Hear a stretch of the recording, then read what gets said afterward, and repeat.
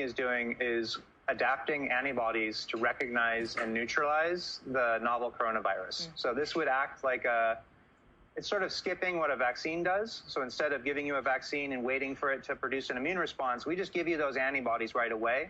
And so within about 20 minutes, that patient has the ability to neutralize the virus. So how close are you to achieving this goal? How many months, years away are you from being able to give people what's essentially a treatment, right? We're moving super fast on this. We had a little bit of a scare when the ordinance shut down all non-essential business here in San Francisco, but my team members all volunteered to come in and keep working on this, and we had an exception. So we're about 3 to 4 weeks away from completing all of our engineering.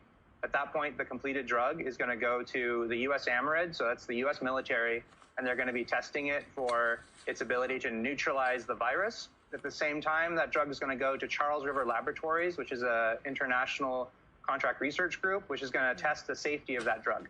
Both of those pieces of information come together so that we can produce batches, go through some red tape, and then do the first human studies that we'll do on 200 to 600 people in the summer, probably in July. Just to be clear, it's a vaccine or it's a treatment? It's an antibody. It's a treatment.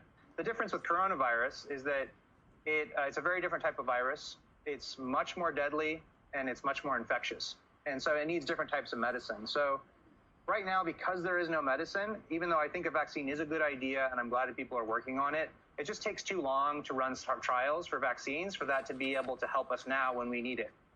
And that sets us up by September to be able to use something called compassionate use, which is to say if it works well in the summer, we can start handing it out to hundreds of thousands of people who need it by the fall.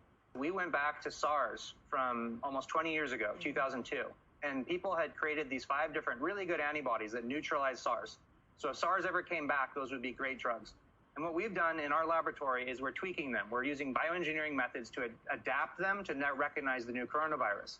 And so by doing this, we're hitchhiking on 2 years of research to be able to make drugs super fast that recognize the new virus.